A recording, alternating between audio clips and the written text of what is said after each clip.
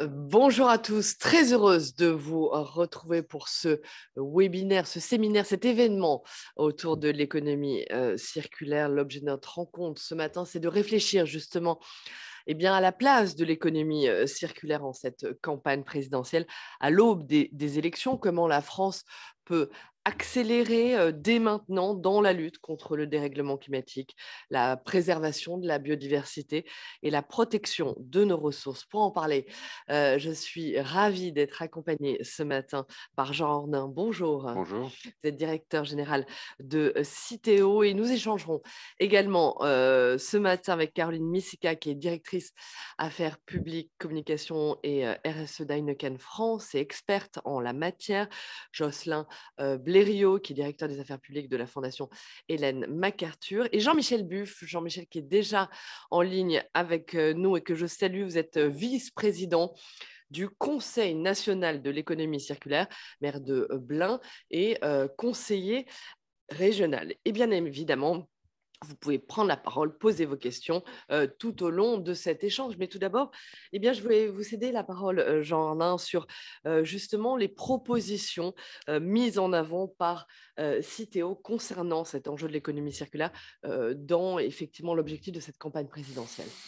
Alors peut-être ce que je pourrais faire en préambule, c'est de rappeler ce que fait Citeo dans la vie. Citeo c'est une entreprise à mission qui a été créée par les entreprises de la grande consommation et de la distribution, celles qui vendent des produits, pour réduire, réemployer et recycler leurs emballages et leurs papiers dans le cadre de ce qu'on appelle la responsabilité élargie du producteur, qui a confié aux entreprises la responsabilité de la fin de vie de leurs emballages et de leurs papiers.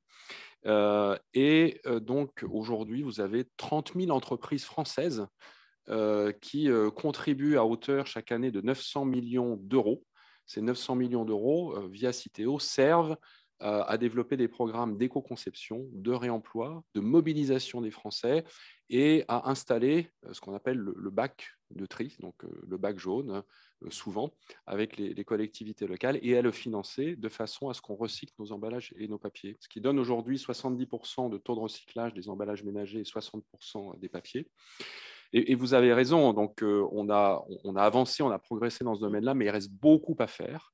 Et il est normal que l'économie circulaire, celle qui finalement préserve nos ressources, soit un enjeu de cette présidentielle, puisque c'est une urgence. On a besoin d'adapter nos modes de consommation, nos modes de production, nos modes de distribution à la préservation de la planète. C'est notre raison d'être.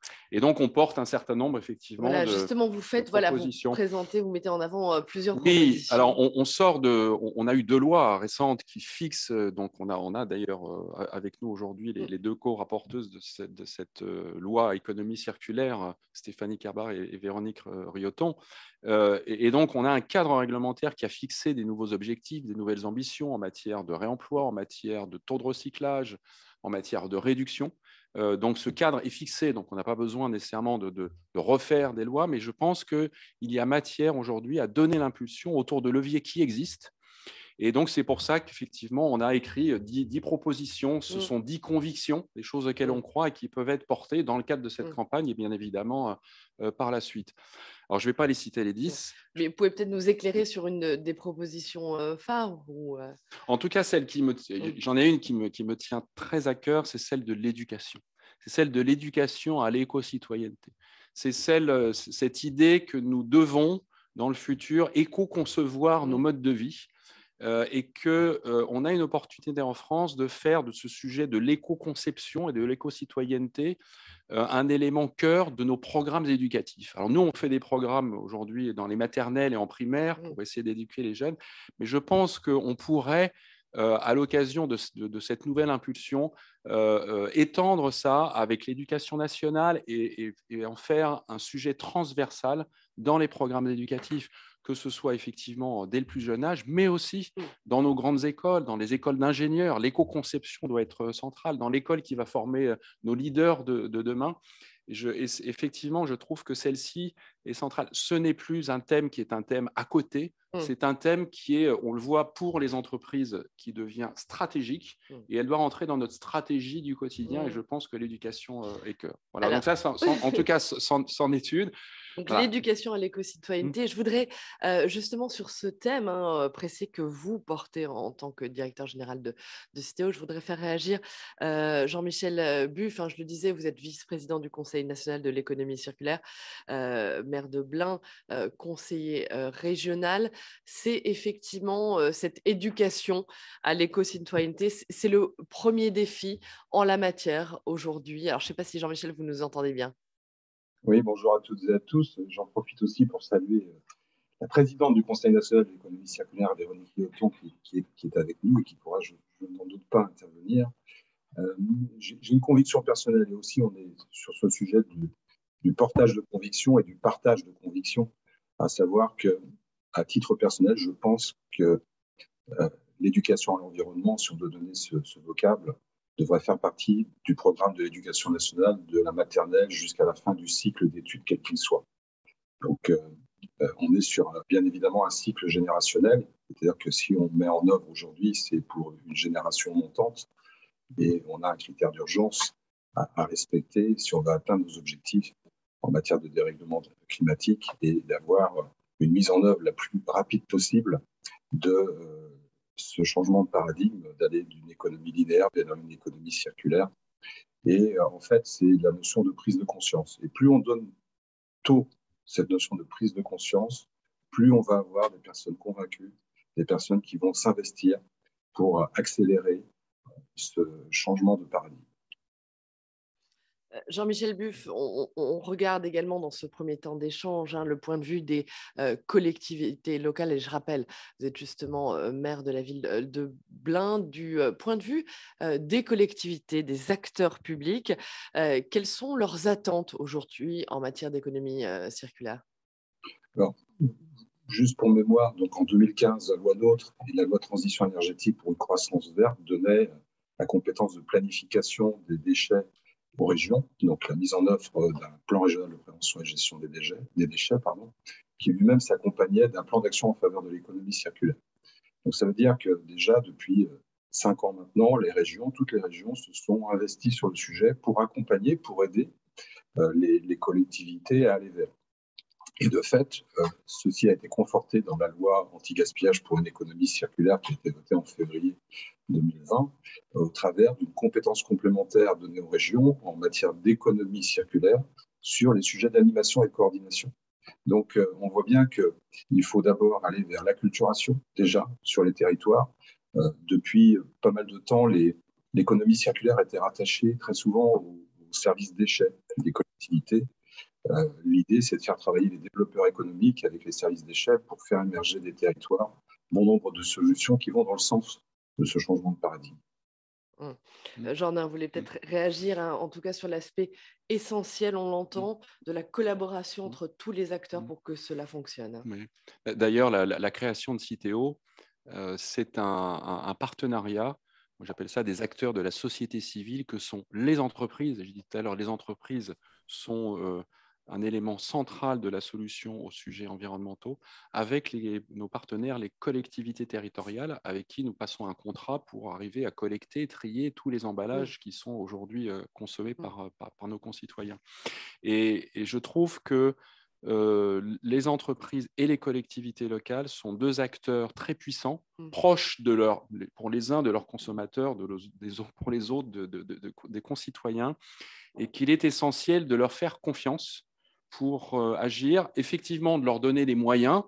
Bon, on a des sujets communs avec Jean-Michel Buff qui est arriver à flécher, par exemple, cette fameuse taxe générale sur les activités polluantes. Alors, je voulais y venir, effectivement, parce que l'aspect fiscal, pardon, je vous coupe, je vous en prie. l'aspect fiscal en la matière est extrêmement important, puisque c'est à la fois, c'est un moteur, effectivement, de développement pour les collectivités, mais, alors, je ne dis pas que c'est un frein, mais ça peut parfois être délicat à manier. On voit que certaines collectivités ont du mal, justement, à utiliser ce levier incitatif fiscal. fiscale, la tarification incitative, le fléchage de la TGAP. Est-ce que vous pouvez un peu nous éclairer comment faire en sorte de mieux utiliser les outils fiscaux? Puis je poserai la même question à Jean-Michel Buf, comment aider les collectivités à mieux utiliser les outils fiscaux en la matière? Oui, tout à fait. Ça fait partie d'ailleurs de nos propositions, ces leviers d'incitation qui sont à notre disposition. Donc, vous avez cité la tarification incitative qui devrait pouvoir être adaptée en fonction de la façon dont le territoire est organisé. C'est plus adapté au monde rural qu'au monde urbain, mais en tout cas, elle peut se développer. Tarification incitative incite les citoyens à réduire leurs déchets d'ordures ménagères, et c'est une incitation au tri qui est vraiment extrêmement efficace partout où elle est mise en place. Donc, c'est un levier qui est à notre disposition aujourd'hui. La TGAP, taxe générale sur les activités polluantes, qui est une taxe qui est en augmentation. Pourquoi? Parce qu'elle taxe en particulier la mise en décharge. Donc, c'est tout à fait logique et ça va dans le sens de l'histoire.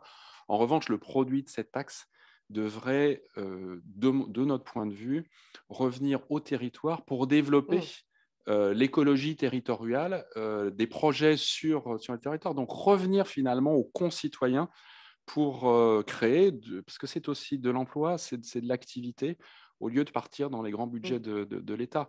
Donc, ce sont ces leviers-là, en tout cas, qu'on peut aujourd'hui mobiliser. Et je trouve qu'on a l'opportunité de le faire, faisons-le. Jean-Michel Buf, je vous laisse réagir sur cette question, sur l'aspect fiscal. Comment flécher au maximum ces outils fiscaux pour stimuler justement cette transition écologique? Oui, alors la TGAP, effectivement, vient obérer de manière conséquente le budget des collectivités en matière de gestion des déchets, mais c'est logique et normal puisque la volonté d'aller vers moins d'enfouissement, vers une réduction drastique des capacités d'enfouissement, s'accompagnait de cette taxe pour aller vers plus de recyclage. Donc, de fait, la taxe est levée. Par contre, pour aider les collectivités à améliorer leurs outils, etc., cette taxe devrait, dans l'absolu, être affectée à une politique publique de gestion des déchets, ce qui n'est pas le cas aujourd'hui.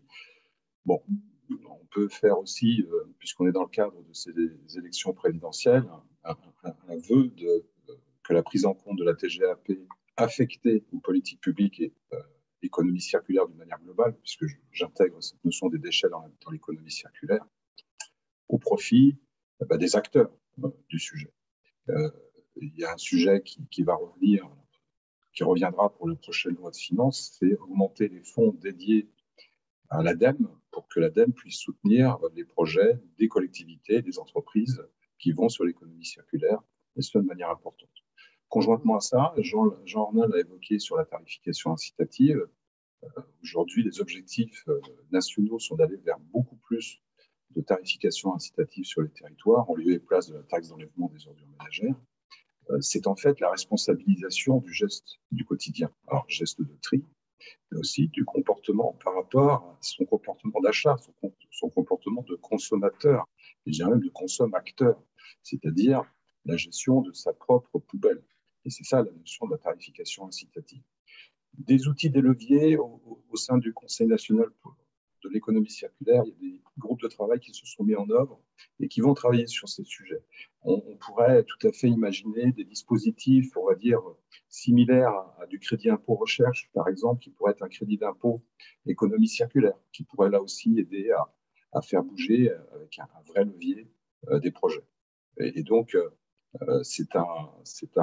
faut le considérer comme un levier, la fiscalité, si elle est en retour vers les acteurs de l'économie circulaire.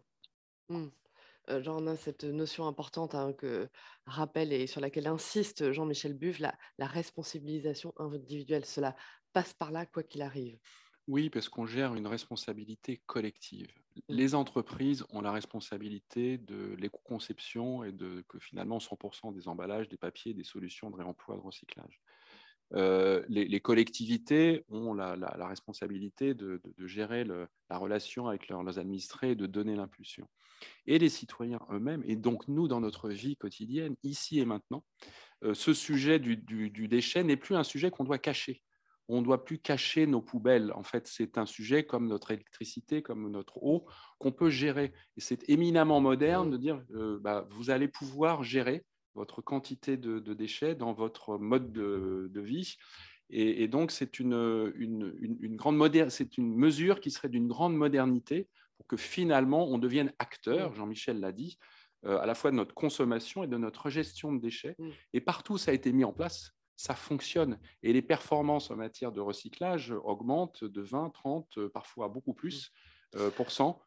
Donc, c'est une mesure qui est non seulement souhaitable et moderne, mais en plus efficace du point de vue du recyclage.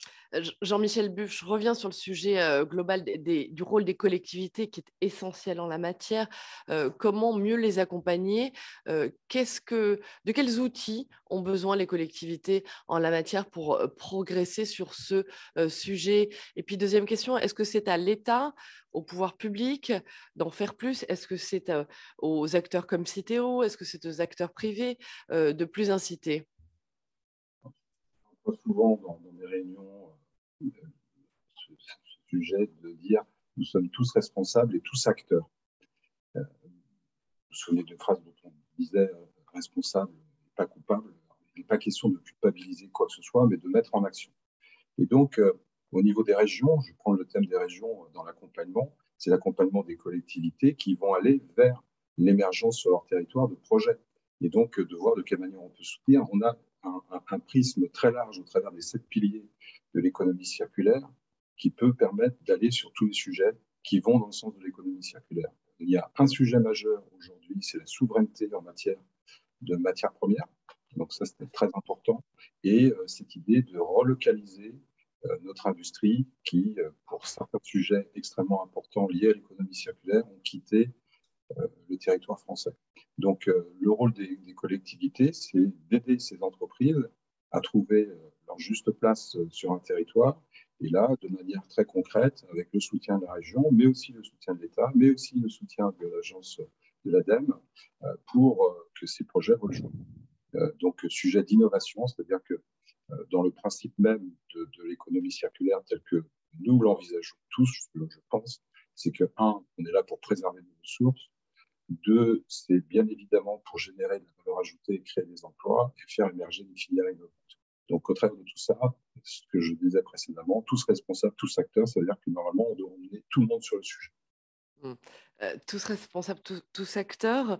Jean Ornin, j'ai retenu aussi quelque chose dans ce que vient de dire Jean-Michel Buff, c'est l'importance de la souveraineté concernant la matière première. Vous voulez peut-être réagir à cette notion-là?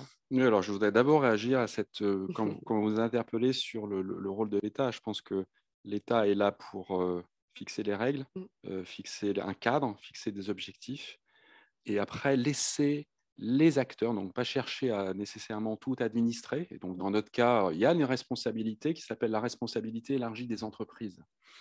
Et cette responsabilité, dès lors qu'elle est encadrée, ce que fait la loi, elle est très efficace, puisque si vous laissez ensuite la liberté aux entreprises, avec leurs partenaires, les territoires, agir. Pourquoi? Parce que les entreprises ont une capacité d'adaptation, d'innovation, de créativité fantastique.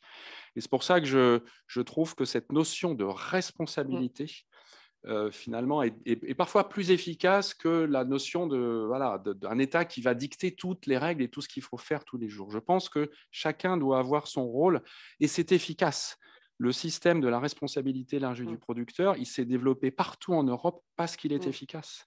Et on voit aujourd'hui qu'il est, même s'il n'est pas parfait, il est porteur de cette responsabilisation des acteurs.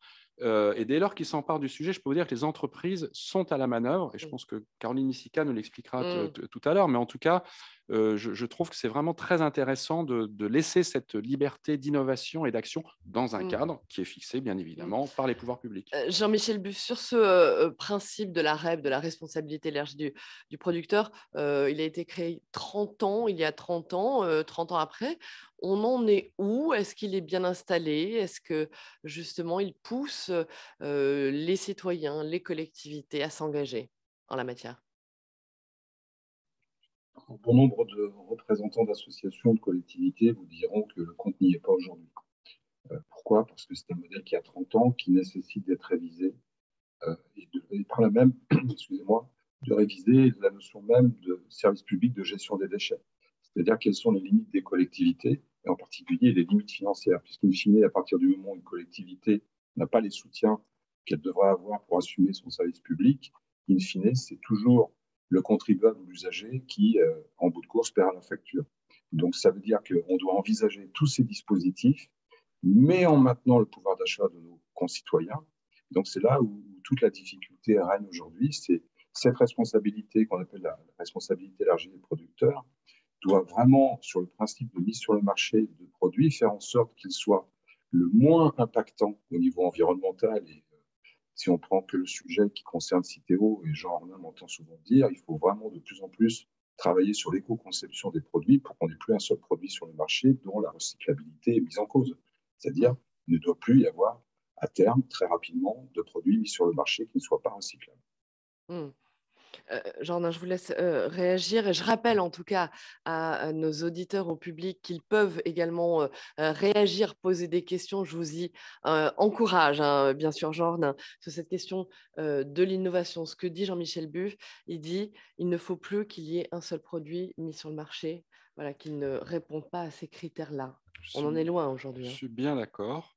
Bah, écoutez, on y est arrivé sur le verre, sur le carton, sur l'acier, sur l'aluminium, sur un grand nombre de résines plastiques, les 2 tiers. Et il nous reste un tiers des résines plastiques sur lesquelles on n'a pas de solution à date et sur lesquelles, c'est exact, le travail consiste à les trouver et pas les trouver dans les 30 ans qui viennent, mais à les trouver dans les 5 ans qui viennent. Mais ce travail-là est en cours. Et je ne veux pas prêcher par excès d'optimisme, mais aujourd'hui, les nouvelles technologies, à la fois en matière d'éco-conception, pour trouver des nouvelles solutions. Par exemple, je vais vous donner un exemple, des solutions à base de cellulose pour remplacer certaines résines plastiques, des solutions qui permettent de décomplexifier certains matériaux où il y a de l'aluminium et du plastique. Finalement, il faut les faire monomatériaux. Et les nouvelles technologies de recyclage qui sont sorties du laboratoire et qui sont aujourd'hui en train d'être industrialisées, il y a eu beaucoup d'annonces dans ce domaine-là, peuvent nous donner la perspective d'arriver à ce 100% solution. 100%, c'est l'emballage qui a disparu, parce que si finalement on peut s'en passer, tout le monde est content, au réemploi ou au recyclage. Et c'est vraiment le travail de Citeo d'accompagner les entreprises sur cette voie-là. Et donc, je trouve que c'est, en tout cas, je suis d'accord sur le fait qu'il nous reste du chemin à faire, mais que l'innovation, la recherche et développement, et on voit là des projets industriels en France, pas ailleurs, en France, sont en train d'émerger pour créer ces filières de recyclage. Après, juste un point sur ce qu'a dit Jean-Michel Buff sur cette responsabilité qui a 30 ans finalement, Citeo qui a 30 ans. Je suis d'accord avec le fait que c'est aussi une occasion, je pense, là, dans les années qui viennent, de reposer un petit peu les bases de ce partenariat historique entre les collectivités et les entreprises. Pourquoi ? Parce que le monde a changé et qu'on peut se féliciter de ce qu'on a fait et en même temps dire oui, le monde a changé et donc on doit faire évoluer cette relation, ses responsabilités. Et je pense qu'on a devant nous des discussions, des échanges qui peuvent nous permettre de refonder tout cela sur des bases de meilleures performances. Jean-Michel Buff, c'est ce que vous réclamez également. Il est temps de reposer les bases, de refonder effectivement les bases sur lesquelles repose ce principe de la responsabilité élargie du producteur. Oui, même au-delà de ça, parce que la loi AGEC a permis, enfin, je vais éviter les acronymes, la loi anti-gaspillage pour une économie circulaire a permis de travailler sur de nouveaux sujets du type l'harmonisation. Ça, ce sont des choses qui sont importantes, mais il faut aussi, à terme, harmoniser la fiscalité du déchet en France. On a aujourd'hui, vous passez d'un département à un autre, d'une ville à une autre, des comportements en matière de tri qui sont différents d'un endroit à un autre. Alors la loi AGEC a permis de corriger ça, mais le chemin est encore long pour qu'on ait tous le même mode de compréhension de la gestion de nos déchets du quotidien. Donc, de fait, il faut reposer encore les bases du service public de gestion des déchets, à mon avis, sur ces aspects de fiscalité, donc du financement et des contours définitifs, c'est-à-dire c'est plus d'une vingtaine de filières de responsabilité élargie du producteur qui sont présentes. Ça veut dire aujourd'hui, si on prend l'aspect foncier des déchetteries en France, des lieux d'accueil complémentaires, là où on travaille aussi au niveau national sur le zéro artificialisation nette. Donc, de fait, les questions se posent de ces limites, des capacités des collectivités à pouvoir gérer la totalité des déchets dans les filières REP sur nos territoires.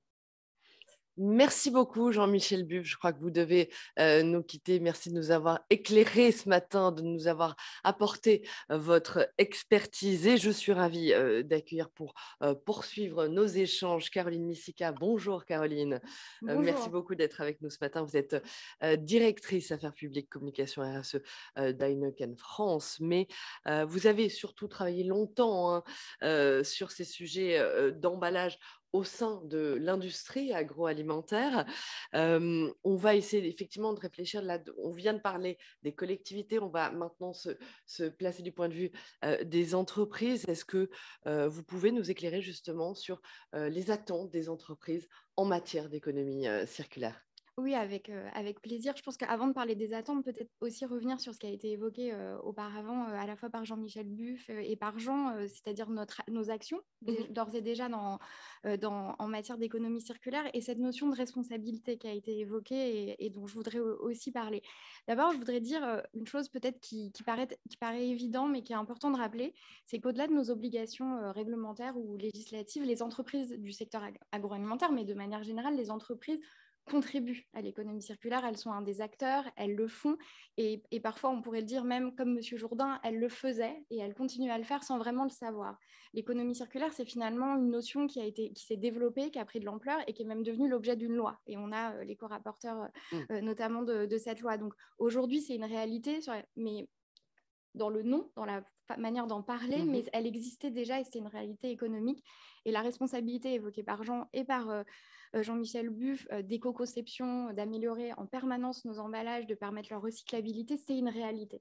Donc évidemment, la loi nous encourage à aller plus loin, voire nous contraint, et on pourra en parler, mais c'est déjà une réalité et je voudrais que ça soit quand même un message important en tant que représentante des entreprises, de rappeler qu'on fait déjà et qu'on pourrait de toute façon faire mieux, mais on fait déjà.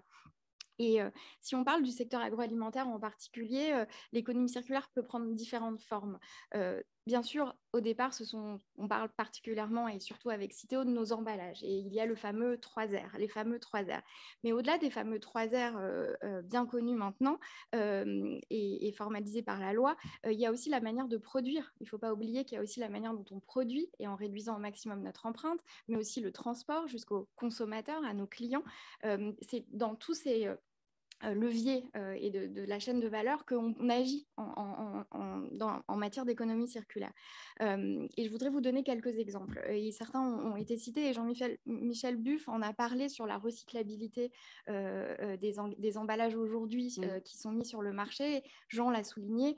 Le compte y est. Alors, on n'y est pas complètement, mais je pense que c'est important de ne pas avoir une vision trop pessimiste et négative. La réalité, c'est qu'aujourd'hui, bien plus qu'il y a 30 ans, la majorité des emballages qui sont mis sur le marché sont recyclables.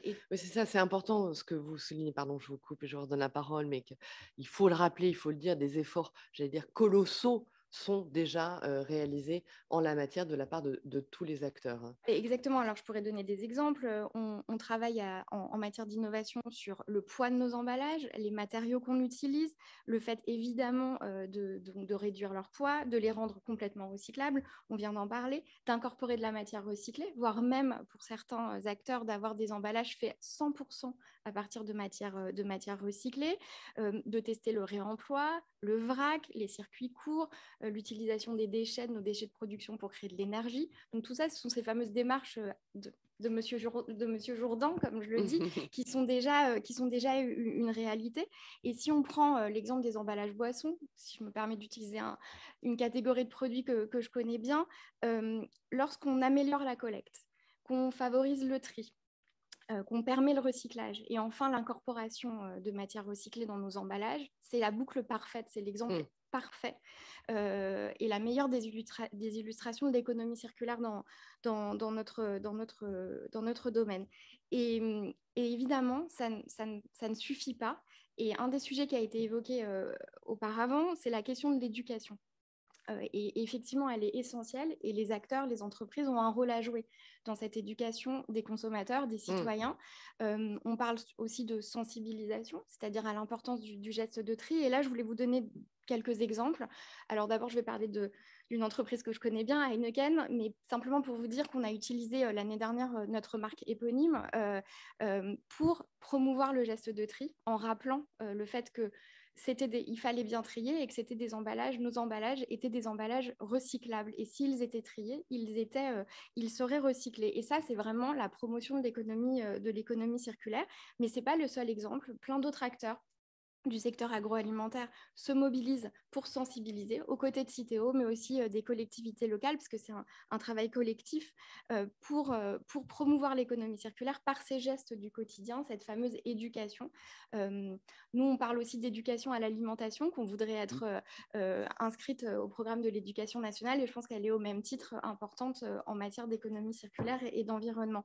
Un dernier exemple, les acteurs des boissons, avec Citeo, face à l'impérieuse nécessité de promouvoir le geste de tri, ont décidé de mettre leur marque en commun. Et il faut quand même imaginer tous nos grands groupes accepter d'apparaître sur une seule et même affiche, mais parce que le sujet le justifiait, et c'est la fameuse campagne « Vous triez, nous recyclons », belle campagne, et qui est l'illustration aussi de l'action collective qu'on peut mener en la matière.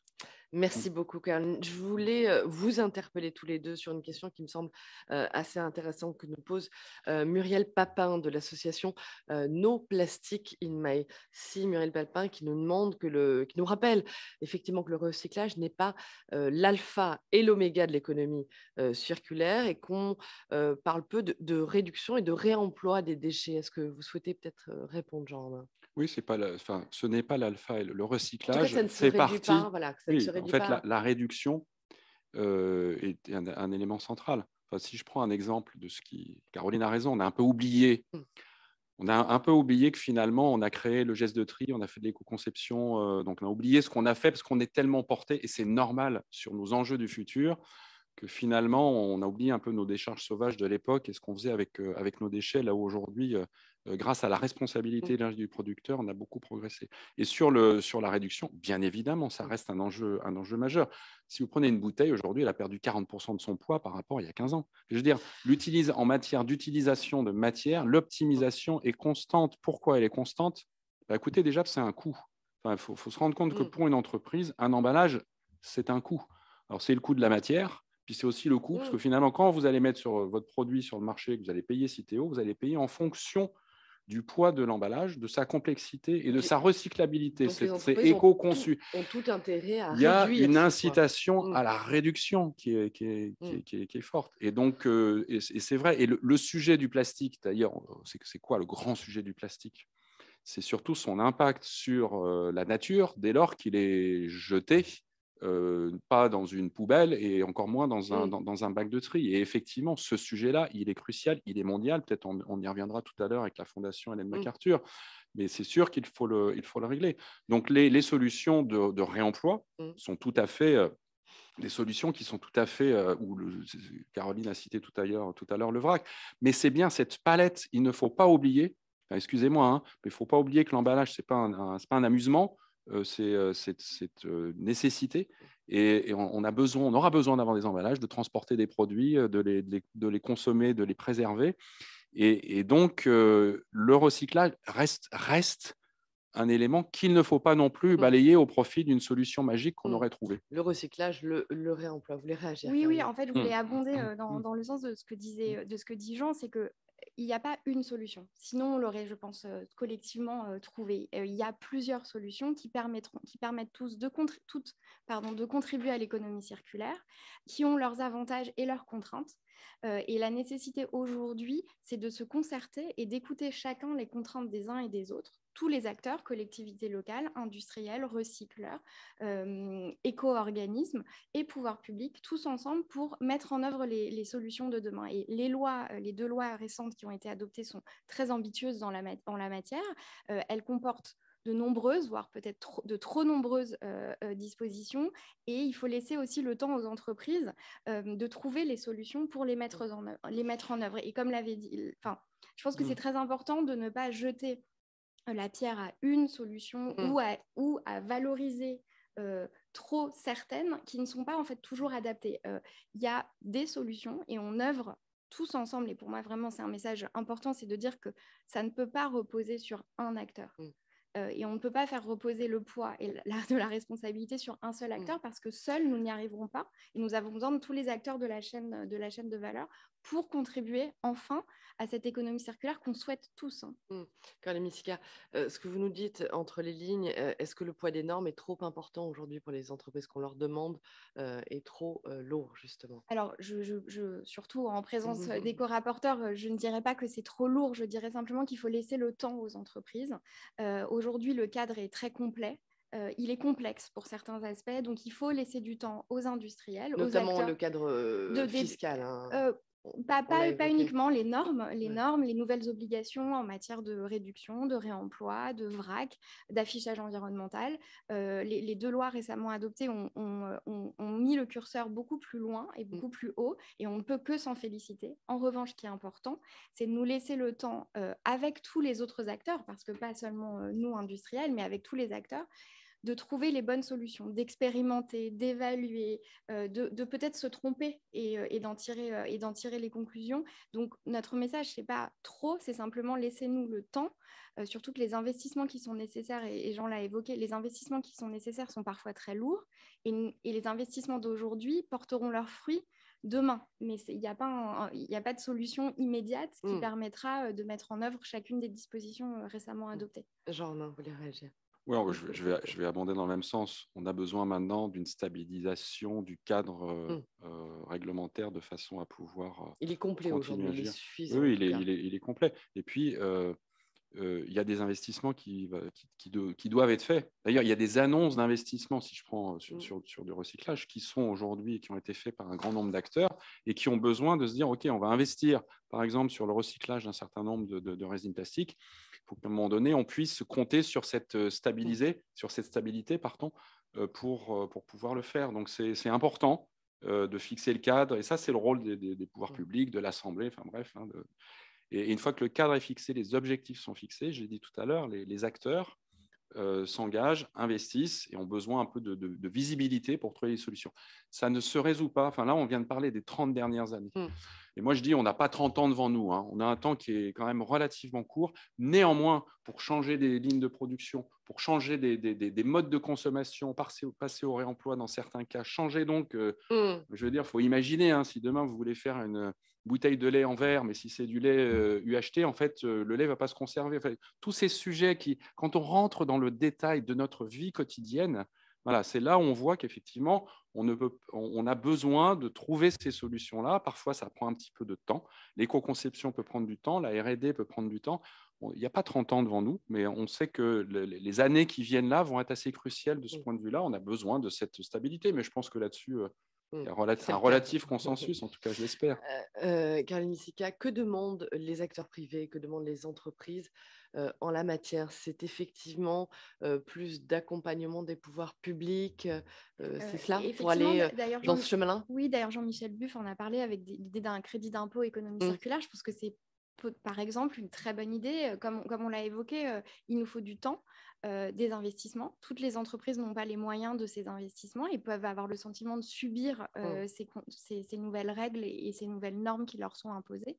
L'idée, c'est justement de ne pas les subir, d'accompagner ce changement, d'accompagner le mouvement qui a été impulsé par le gouvernement et ces deux lois récemment adoptées, tout en étant réaliste sur ce que nous pouvons faire dans le temps qui nous est imparti. Alors, je suis d'accord avec Jean, on n'a pas 30 ans devant nous. De nombreuses échéances sont fixées à 5, 10 ou 15 ans. En tant qu'entreprise, on prend aussi des engagements de long terme. Quand on parle de neutralité carbone, on prend des engagements à l'horizon 2030, 2040, mais c'est parce qu'il nous faut du temps pour pouvoir, et comme l'évoquait Jean, c'est des transformations parfois inimaginables.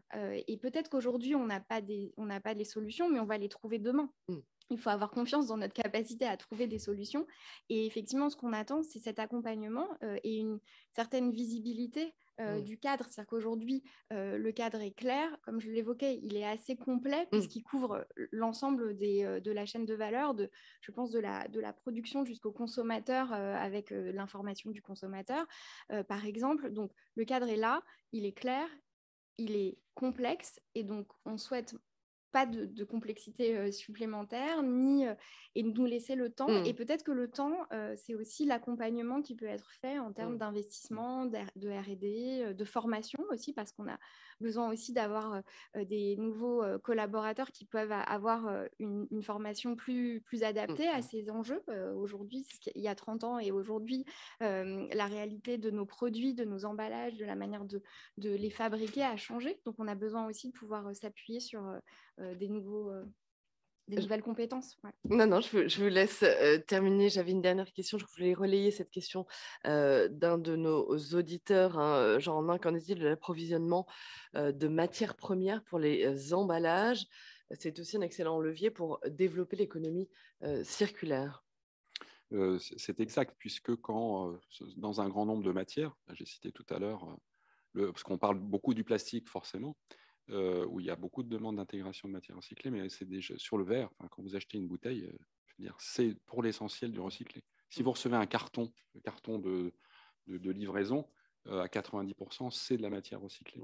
L'aluminium repart dans l'automobile, l'acier repart aussi dans l'automobile ou dans le bâtiment. Donc, l'intégration de matière est essentiel. Hein. Si on veut économiser de la ressource, en fait, l'idée, c'est bien de boucler cette boucle. On a un chiffre, chiffre global, effectivement, du recyclage des déchets aujourd'hui. Alors, on a un chiffre sur le recyclage des emballages ménagers. En tout cas, c'est celui que je peux citer, parce que celui que je connais, qui est aujourd'hui de 70%. C'est-à-dire qu'on recycle 3 800 000 tonnes d'emballages ménagers sur les 5 300 000 tonnes qui sont effectivement mises sur le marché. Et au global, l'impact de ça, c'est une économie d'1 600 000 tonnes de CO2 émis dans l'atmosphère, hein, si on veut avoir finalement la finalité et l'impact sur le climat. Après, je pense que dans l'intégration de matières recyclées, la loi commence à fixer des obligations d'intégration de matières recyclées pour des emballages plastiques.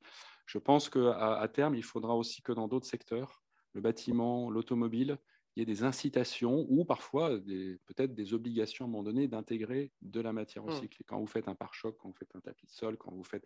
Donc aujourd'hui, les technologies vont le permettre et ça pourra rendre la matière recyclée plus compétitive. Parce qu'on a aussi un sujet parfois sur le plastique, si le prix du pétrole est bas, c'est de moins en moins le cas, mais en fait, si le prix du pétrole est trop bas, la matière recyclée est plus chère. Donc, du coup, ces leviers-là aussi sont des leviers qui sont très intéressants à mobiliser.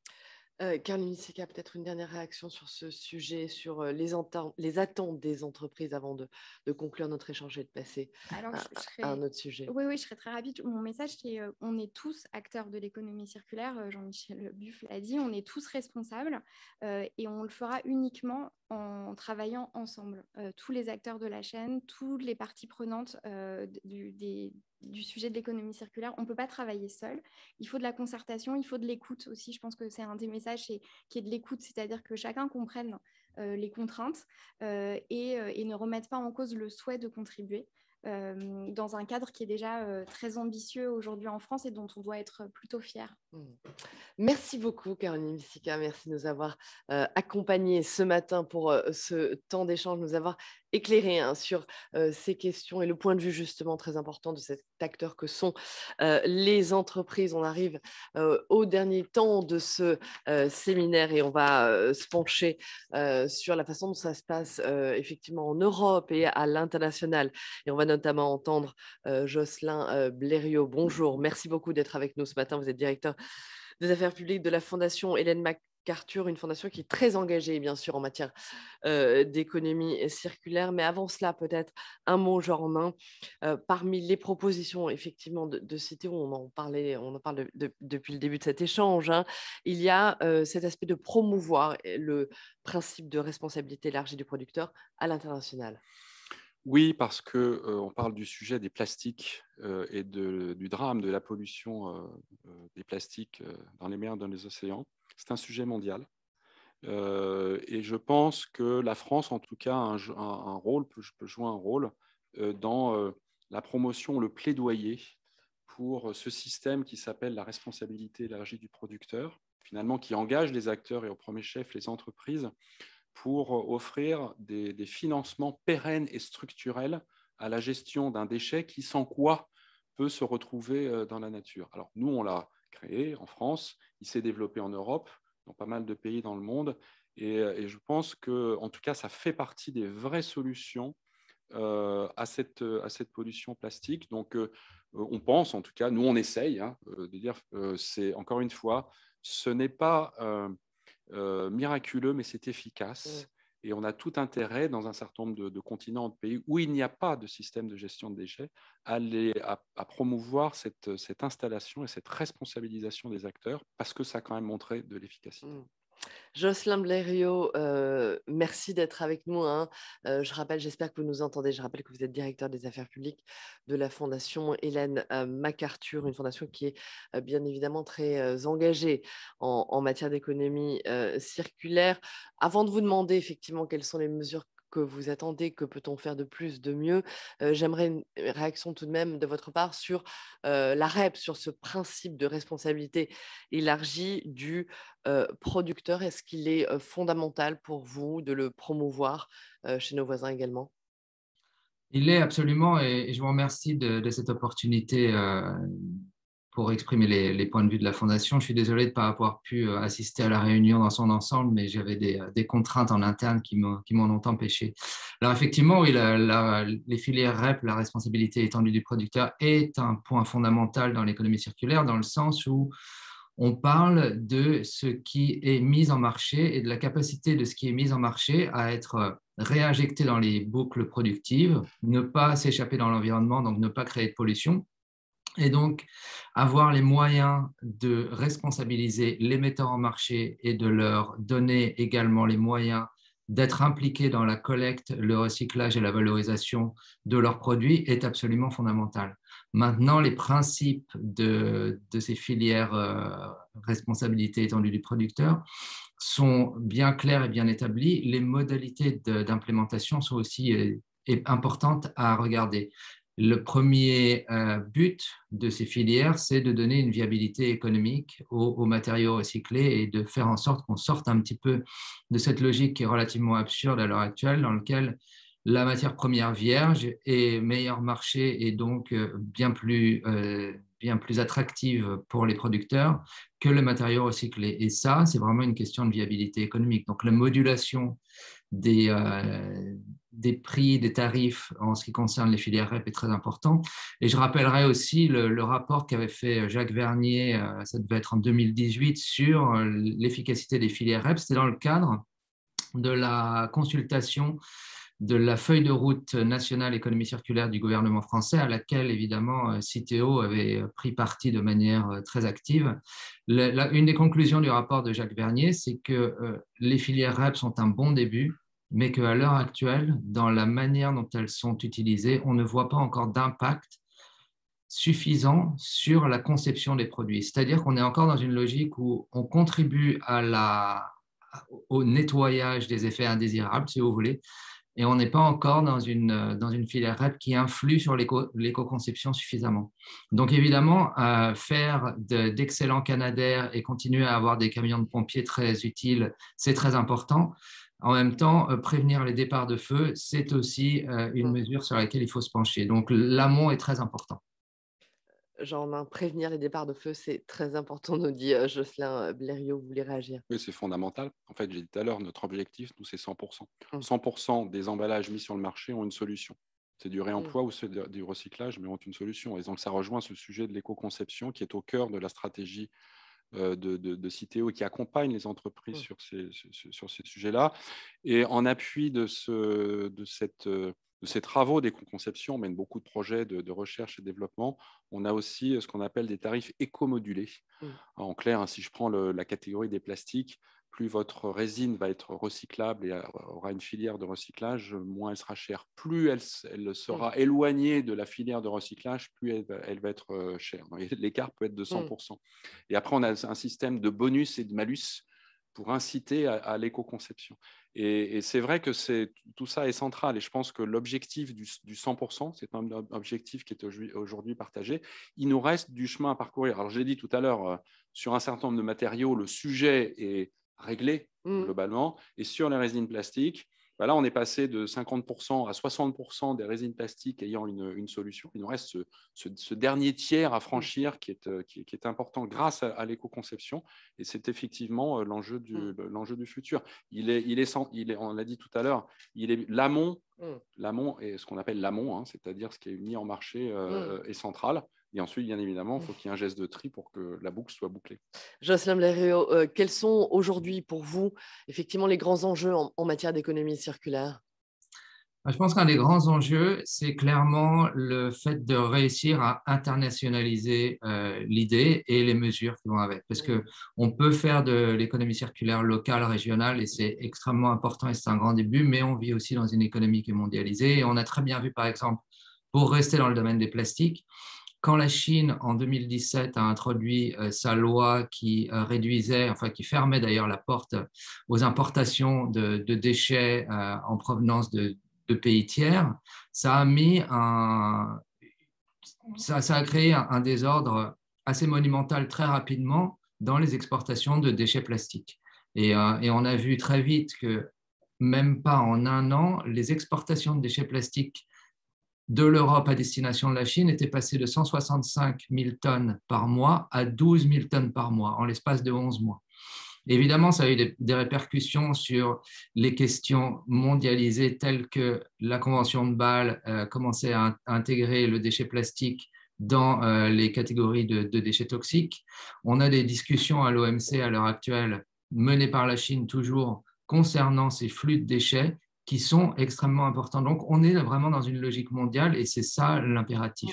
L'impératif, c'est d'arriver à faire en sorte que ce qui va être mis en place, par exemple, en France, dans le cadre des directives européennes, mais parfois avec un peu plus d'ambition d'ailleurs que les directives européennes, soit compris par les acteurs tiers, qu'on ne crée pas non plus d'effets pervers qui fassent qu'une économie circulaire régionale mettre des pays tiers qui n'ont encore moins de capacité de collecte et de recyclage à contribution. On a bien vu ça quand la Chine a fermé son marché. Les déchets plastiques sont d'abord allés vers des pays qui avaient encore moins de capacité à les traiter. Donc ça aggrave le problème de la pollution. Donc la vraie question là, c'est que l'économie circulaire, il y a un rationnel économique qui est accepté, il y a un processus législatif au niveau de l'Europe qui est en route. Il y a une dynamique, mais il faut que cette dynamique soit mondialisée, sinon on n'arrivera pas à solutionner les problèmes qu'on essaye de solutionner. À premier lieu, comme le disait Jean, le problème de la pollution, et notamment celle des océans, ce n'est qu'un problème mondial. On ne peut pas fermer les frontières des océans et on sait très bien que le fait qu'il y ait des fuites dans le système a des répercussions en termes de biodiversité qui sont absolument dramatiques. Jocelyn Blériot, une dernière question sur ce sujet. La France a un rôle de leadership, c'est ça, sur cette question? Mais la France s'est dotée d'une feuille de route économie circulaire sous l'impulsion de Brune Poirson il y a quelques années, qui fait office de référence à de nombreux points de vue. Déjà sur l'ambition de la sortie des plastiques à usage unique, c'est clair. Il y a des ambitions qui sont très, très fortes et qui ont une date précise. Et il y a aussi des mesures qui ont été un peu plus surprenantes, et je vois ça au niveau des acteurs européens, l'interdiction, et là on sort un peu de l'emballage, quoique ça reste encore un sujet, mais l'interdiction de la destruction des invendus non alimentaires, c'est quelque chose que l'Union européenne et d'autres pays regardent avec grand intérêt. C'est une mesure qu'on n'avait pas forcément vu venir, qui est plus axée sur le systémique que sur la gestion de déchets. L'économie circulaire a trop longtemps été perçue comme une stratégie stricte de gestion des déchets. Or, elle englobe réellement les systèmes de production et de consommation. Donc, elle remonte en amont et elle met en cause la linéarité du système, la consommation de ressources. Donc, la France, oui, bien sûr, porte ces questions aussi dans le cadre de sa présidence du Conseil de l'Union européenne à l'heure actuelle. Et évidemment, c'est une voie très importante dans les négociations qui vont se jouer à Nairobi à l'Assemblée environnement des Nations Unies concernant la faisabilité d'un traité mondial sur la gestion du problème plastique qui sera un peu l'équivalent du protocole de Montréal pour les CFC. Jean, on a peut-être un mot sur ce traité de lutte contre la pollution plastique et je le disais, le rôle de leadership qu'a la France, qu'a notre pays aujourd'hui. Oui, en tout cas, il faut qu'on joue notre rôle. Je pense qu'on est tous très convaincus que le pays est plutôt dynamique dans ce domaine-là. Donc oui, et oui, pour pousser à Nairobi finalement le développement de ces responsabilités élargies du producteur, parce qu'elles sont une solution aux pollutions plastiques. Après, la France peut aussi jouer son rôle pleinement au niveau européen. Il y a un autre sujet qui s'appelle le mécanisme d'ajustement carbone aux frontières, dans lesquels finalement à ce stade, des matériaux comme le plastique sont exclus. C'est-à-dire que vous allez acheter du plastique vierge en dehors du territoire européen pour beaucoup moins cher par rapport à du plastique recyclé, même si la responsabilité élargie du producteur finance la collecte et le tri du plastique recyclé. Et je pense que ce serait bien, alors c'est une œuvre difficile, mais que finalement l'impact sur l'environnement de ce qu'on achète soit inclus dans le prix à travers ce mécanisme d'ajustement carbone. Et je trouve que là-dessus, on peut en tout cas essayer de pousser le sujet pour, encore une fois, rendre la matière recyclée plus intéressante que de la matière vierge. Jocelyn Blériot, je vous voyais réagir à l'évocation de ce mécanisme d'ajustement carbone aux frontières. Il faut le pousser, ce dispositif. Vous êtes d'accord ? Ah oui, je suis 100% d'accord, 120% d'accord, parce que un des fondamentaux de l'économie linéaire et qui permet de continuer à consommer sans se préoccuper des effets indésirables, c'est le fait qu'on ne compte pas, on ne prenne pas en compte les externalités négatives. Tous les impacts environnementaux, une bonne partie des impacts environnementaux sont payés par la société, la collectivité, vous, moi, à travers la dégradation des écosystèmes. Et tant qu'on ne prend pas ces impacts en compte, on n'arrivera pas à circulariser parce qu'il reste encore économiquement intéressant de polluer ou de ne pas prendre en compte ces effets indésirables, puisque finalement, ils ne sont pas répercutés dans les prix, ils ne sont pas soumis à une fiscalité, j'allais dire punitive, c'est peut-être un peu fort, mais si finalement, oui, ce serait tout à fait logique de punir un effet indésirable, il n'y a aucune raison de ne pas le faire. Et tant qu'on reste dans cette logique un produit qui a été fait ailleurs, qui vient avec son petit sac à dos d'externalités négatives, laisse le petit sac à dos d'externalités négatives à la frontière parce qu'on ne va pas le compter, ça n'a pas été produit chez nous, là, il y a un vrai souci. Parce que là, ça veut dire que d'une part, on n'est pas dans une économie réelle et d'autre part, on continue à pousser et à exporter notre pollution sur des pays tiers. Merci beaucoup, Jocelyn Blériot. Merci d'avoir été avec nous ce matin et de nous avoir apporté votre regard, votre expertise sur cette question en tant que, effectivement, directeur des affaires publiques de la Fondation Ellen MacArthur. On arrive au terme, effectivement, de nos échanges. Et je voudrais maintenant qu'on donne la parole à une députée, Véronique Rioton, qui est avec nous depuis le début de cet événement. Madame la députée, bonjour. Vous êtes co-rapporteur, effectivement, de la loi AGEC, c'est la loi anti-gaspillage et économie circulaire, la grande loi du quinquennat en la matière. Quels sont les enjeux aujourd'hui qu'il reste effectivement à combattre et à traverser et à mener? Merci pour votre invitation. Donc, effectivement, j'interviens à la fois au titre de co-rapporteur de cette loi AGEC. J'ai également pris la présidence du Conseil national de l'économie circulaire, qui est un organisme qui a un enjeu important dans l'exécution. Je me permettrai à ce stade de citer un de mes collègues qui est Bruno Bonnel, pardon, et qui dit que, en tout cas, que la mise en œuvre est importante, qu'une vision sans exécution, c'est qu'un rêve, et que uniquement de l'exécution sans vision, c'est de la routine, et donc que quand on maille à la fois de la vision et de l'exécution, on change le monde. Et donc, j'ai envie de dire qu'à travers la loi AGEC, en tout cas, c'est ce qui nous a conduit. Je salue ma collègue Stéphanie Carvar qui est avec nous également, que nous étions co-rapporteurs. C'est ce qui nous a conduit, c'est-à-dire de changer en tout cas le monde de la production et de la consommation. Et à travers les témoignages qu'on a aujourd'hui, à chaque fois, on a le fait que cette loi a été d'une ambition majeure et une réussite très forte. Votre interlocuteur témoignait de l'interdiction de la destruction des invendus qui n'avait pas été attendue. Finalement, elle est structurante pour tous les acteurs. Et je voudrais saluer en fait la réussite de cette loi. C'est parce qu'elle a été une concertation très forte de tous les acteurs. Il y a une précédence qui était la feuille de route de l'économie circulaire qui a mis d'accord tous les acteurs. Ensuite, il y a eu la loi AGEC. Cette année encore, climat résilience. Et je partage le constat de vos intervenants où la loi a fixé une ambition forte. Une ambition, une ligne, une trajectoire, et ensuite donner les moyens aux acteurs de pouvoir mettre en œuvre directement, et c'est Jean Ornin qui spécifiait ça dans le cadre, en tout cas c'est ce qui nous a conduit dans les travaux de AGEC, de fixer une ambition forte et de donner les moyens aux acteurs de faire des propositions. Madame la députée, vous avez eu raison de rappeler que vous êtes bien sûr également présidente du Conseil national de l'économie circulaire.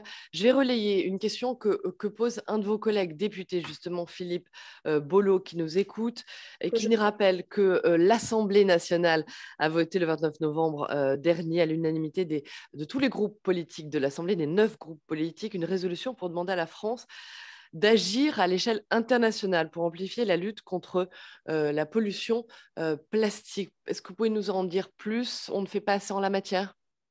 En tout cas, le fait que vous l'avez témoigné, la France, elle est, comment dire, elle est fer de lance. Donc, elle est fer de lance sur la question des filières REP, elle est fer de lance sur la partie des directives. Moi, je pourrais reparler aussi de l'indice de réparabilité. J'ai envie de dire que on a déjà été très fortement à l'avancée de de certains dispositifs, et que maintenant, il faut que l'Europe continue ses avancées. C'est ce qu'on a voulu faire, y compris au mois de novembre, quand on a signé cette résolution. Jean, vous voulez peut-être réagir sur ces sujets de la loi AGEC. Il faut le rappeler, cette loi, dont la plupart, on l'évoquait avec vous, Madame la députée, la plupart des décrets d'application sont en train d'être mis en place. Cette loi, elle a changé des choses dans le quotidien concret des Français. En fait, elle a provoqué un mouvement général de tous les acteurs responsables. Vous l'avez dit, elle a fixé de nouvelles ambitions. Et le sujet maintenant, c'est exécution. Effectivement, c'est le fait d'exécuter et systématiquement de faire des études d'impact. Et c'est parfois ce qui a pu nous manquer pour retrouver telle ou telle solution, ou avoir un avis qui ne soit pas juste ce qu'on pense, parce qu'on pense que on a raison. Donc vraiment, à chaque fois, étudier l'impact de ce qu'on fait. Et puis après, au niveau européen, je pense de toute façon, on a un sujet d'harmonisation de nos pratiques, d'harmonisation des objectifs. Presque de temps en temps, je me dis aussi d'harmonisation au niveau des citoyens. Finalement, on est tous citoyens de l'Europe, et que là-dessus, on a encore effectivement du grain à moudre pour essayer que ce collectif, finalement, soit un collectif le plus large possible. Et on peut espérer que ce soit des sujets qui soient, Madame la députée, portés par Emmanuel Macron lors de la présidence française de l'Union européenne. Revenons un instant, Madame la députée, Madame Réauton, sur la loi AGEC. Qu'a-t-elle changé dans le quotidien des Français, cette loi dont vous êtes, je le rappelle, la co-rapporteure? Elle a 3 vocations. En fait, il y a 3 cibles dans la loi AGEC. Il y a une cible sur les collectivités, il y a une cible sur les metteurs en marché, une cible sur les consommateurs. Donc, l'objectif, ça a été un ensemble de mesures permettant le changement de ces comportements-là. Vis-à-vis des consommateurs, j'ai envie de dire de façon générale, d'éclairer plus fortement leur acte d'achat et leur capacité de consommer peut-être un peu différemment. Aux metteurs en marché, de les impliquer à travers des filières REP. C'est M. Ornin qui parlait du cadre. Ces filières REP, elles ont pour vocation de continuer à fixer le cadre et d'organiser par filière l'ensemble du cycle de vie du produit et de travailler plus fortement sur l'éco-conception. Et donc, concrètement, les acteurs économiques s'en saisissent. On avait tout à l'heure un interlocuteur qui parlait du cadre contraignant ou pas. En fait, cette loi, elle permet de passer des volontaristes à une dimension qui s'impose à nous. Donc voilà ce qu'elle a changé. J'aimerais indiquer aussi dans le monde des entreprises, à l'Assemblée, la semaine dernière, on avait auditionné la Convention des entreprises pour le climat. Il y a une volonté pour chacun des acteurs. Les entreprises sont des acteurs qui sont des acteurs clés, très opérationnels, et sur lesquels on identifiait encore 3 choses qui pourront nous éclairer pour l'avenir, qui sont les questions de la formation. Vous avez parlé en début d'intervention de l'éducation, je crois beaucoup à cette dimension-là. Les entreprises de la Convention des entreprises pour le climat parle aussi des sujets d'indicateurs de mesure, hein, et puis la transition des métiers. Donc ça, c'est encore des leviers qui me paraissent importants. Et si vous le permettez, peut-être une ouverture à travers ce qu'on fait dans les travaux du CNEC, donc qui est une instance qui donne des avis, non seulement sur le suivi de la loi AGEC en termes d'exécution, mais je crois que si la France, elle a un pas d'avance, finalement, ce qui est très important, c'est de continuer à avoir en tête la notion de l'innovation. Vous l'avez évoqué aussi, et j'aimerais saluer à travers du coup le plan de relance et puis les moyens qui ont été mis dans les plans d'investissement sur l'avenir, des moyens pour aider public-privé à faire ces transitions-là. Donc, nous, dans la loi, on a fixé des objectifs, les acteurs s'organisent et quand même, dans les moyens de financement public, il y a aujourd'hui sur la table des opportunités pour accompagner ces transitions-là. Voilà, je voulais mener la notion de l'innovation qui me paraissait importante pour continuer d'avoir un coup d'avance. La notion d'innovation, j'en ai peut-être un dernier mot avant de libérer Madame la députée qui doit nous quitter. Peut-être sur deux sujets. C'est vrai que la France vient de créer de nombreuses filières REP, responsabilité élargie du producteur, qui est finalement, si on voulait avoir une preuve que c'est un système qui porte de l'efficacité et qui responsabilise les acteurs, c'en est une.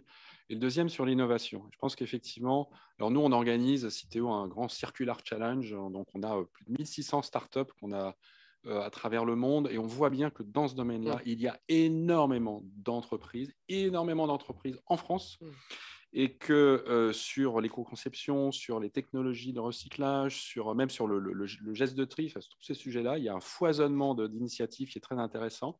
Et un des enjeux, c'est le passage à l'échelle industrielle, finalement, de ces entreprises.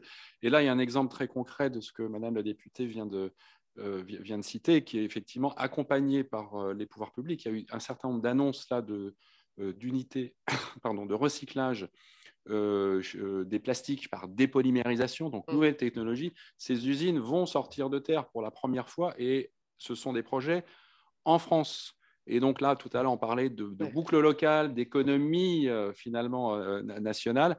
Et c'est vraiment intéressant sur un plan environnemental, sur un plan économique pour l'emploi. Et puis, ça peut être une grande fierté pour notre pays.